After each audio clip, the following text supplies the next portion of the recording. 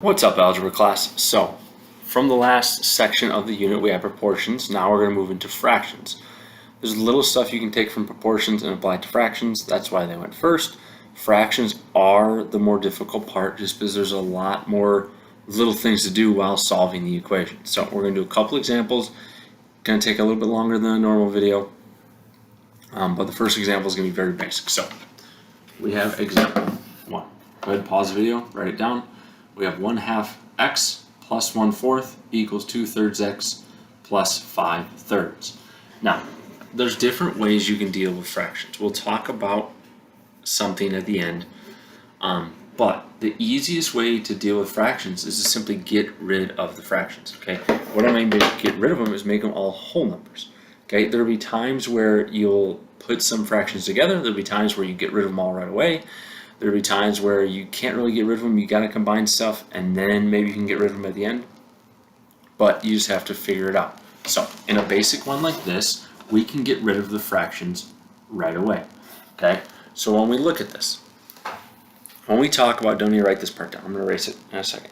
When we talk about multiplying fractions, if I did 4 times 1/2, well, 4 times 1 is 4 over 2, which is just 2, okay? The other way to do that is simply these cancel. 4 divided by 2, that becomes a 1, that becomes a 2, 2 times 1, and I have 2, okay? That's kind of the other way to do it, or think about it, I guess. Okay, the other thing is what some of you might be used to. If I had something like this, would be used to multiply by the reciprocal, because what I have to do here is divide by 2/3. Well, how you divide by a fraction is you multiply by the reciprocal. So I flip it and multiply, solve from there, all that stuff cancels out. I get 15 as my answer just by simplifying that, okay? That's one way you'll end up kind of solving things, but that's only when you get to a simple fraction, not like these. We have 4 fractions, we need to get rid of them. First step, find your common denominator, okay? I have 2, 4, 3, and 3, okay? So really just 2, 4, and 3. One of the easiest ways to do it, the quickest way I should say, is multiplying your denominator. So take 2 times 3 times 4. Well, 2 times 3 is 6, times 4 is 24. But you'll also notice there might be an easier way to do that.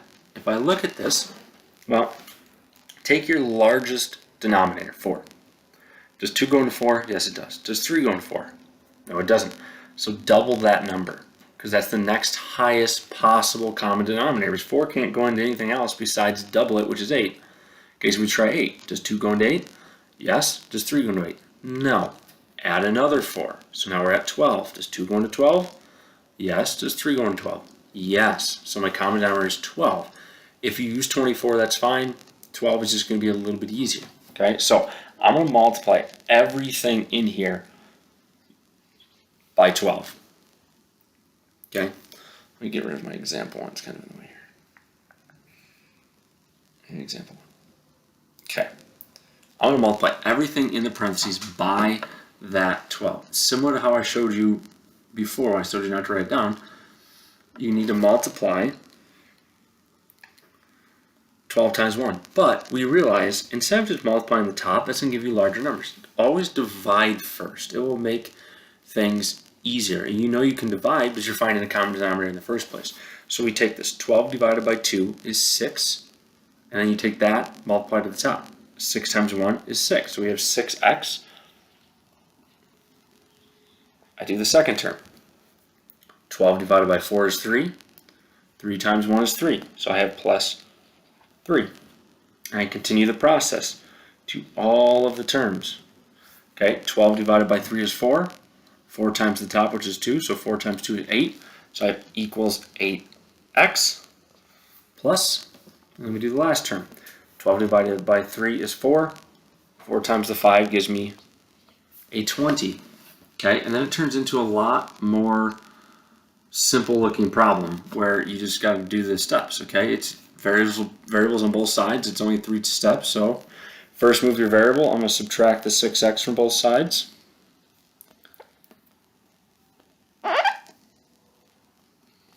On the left, they'll cancel. So I'll have 3 equals 8 minus 6 gives me 2x plus 20. Okay, again, at any point you need to pause it, just pause it. And we have a two-step equation, which is what we like to have. So I subtract 20 from both sides. I get negative 17 equals 2x. And then my last step, again, we've said this, is probably going to be divide. So I have negative 17 over 2 equals x. Those will go away, obviously. Okay, that's example 1. We got a bit more of a difficult one next. So go ahead and pause. And here we go. Example 2. I decided to only do 2 examples. Okay, this one kind of includes 2 of the things I was going to talk about in separate examples, but we'll just do one longer example, and that should be fine. So when we look at this, we notice there's one big difference. We have parentheses. Okay, so normally parentheses we would get rid of them by distributing first. Okay, however, if we look at this, there's 2 different kind of scenarios you're going to run into. If I look at this first one, if I were to try to get rid of this fraction, that's perfectly fine. So just ignoring the right side for now, just ignore it. Okay, getting rid of this 3 halves, it's easy. Multiply by 2, you get rid of it, it goes away, problem solved. Okay, and that's perfectly fine. However, if we were to distribute this 3 halves, we would notice that 3 halves times 5, that's going to give me a fraction still. Okay, so that's not something we want. So it wouldn't make sense to get rid of fractions if I'm still going to have fractions left over, and that's where we look at the right side. So if I were to try to get rid of this 2 and the 3, just looking at the outside stuff, I'd multiply by 6. I'd get rid of this, yay. I'd get rid of this, I'd have a 4, but then when I'd multiply the 4 in here, I'd still have a 4/5, and you still have a fraction. So it doesn't make sense to try to get rid of fractions twice. Okay, so only distribute when it's going to make the problem easier, and don't distribute when you don't need to. Okay, so what I mean by that is we need to distribute this 2/3, but we don't need to distribute the 3 halves. Okay, so that's exactly what we're going to do, because if I distribute the 3 halves, it's not going to change anything. Okay, when you get rid of this fraction, it's one fraction. If you were to distribute, now you're going to do it to 2 different things, so you don't need to do that yet.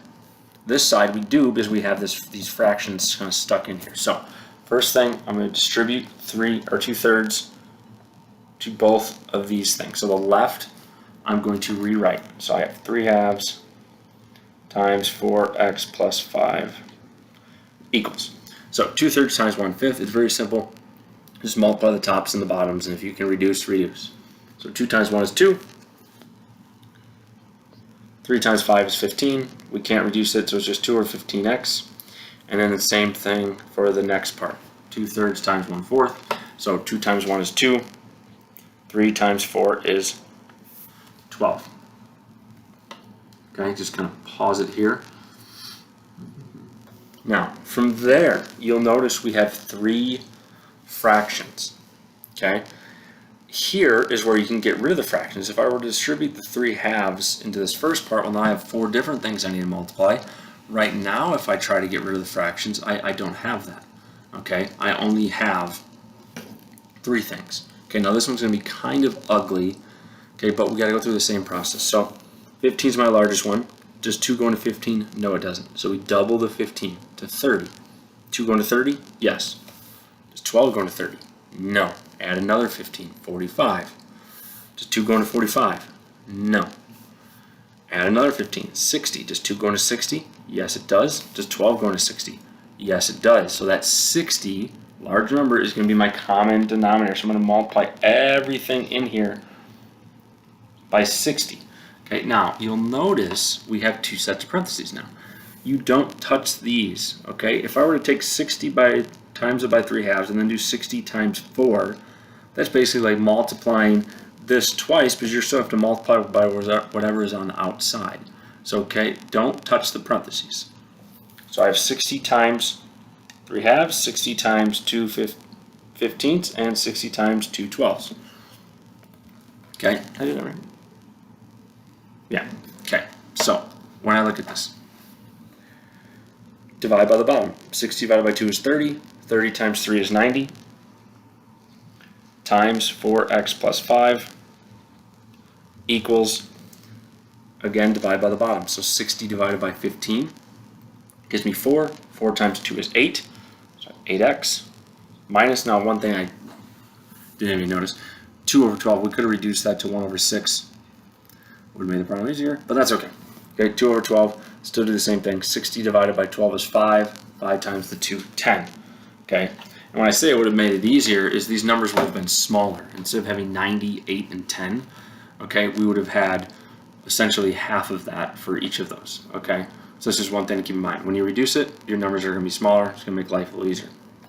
Okay, now I just need to distribute that 90. Okay, we're going to kind of get some ugly stuff here, but it's not the end of the world. So 90 times 4, that's 360. So I have 360x plus, okay, and then we have 90 times 5, well, that's just another 90. So we'll have 450 equals 8x minus 10. Okay, again, if you need to pause it at any point. And then we have 3 steps to do. So I'm going to move my variable, okay? I'm going to subtract 8x from both sides. On the right, they'll cancel. On the left, I have 360 minus 8, so that's going to give me 352x plus 450 equals negative 10. It's a bad 10. Kind of run out of room, that's okay. And then we'll subtract the 450. I'm not going to write it just so I can save a little bit of room here. So I'm going to subtract 450 from both sides. So I'm going to have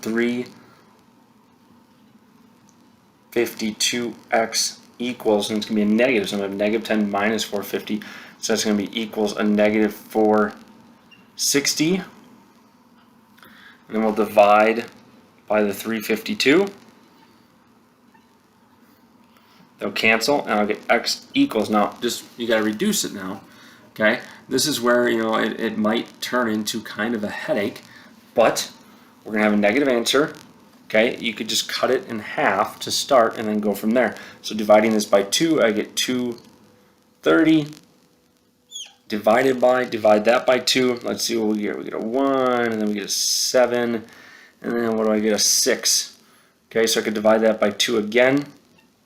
So I get 115 divided by 88, and that is going to be our answer. Okay, go ahead and pause the video. Okay, now, as I said, fractions are going to be difficult just because you see there's a lot of little stuff in between our normal steps of moving our combining our like terms, moving things left, moving things right, dividing, all that stuff. Fractions do make things a little bit more difficult, okay? That's why this is one of the harder sections of it.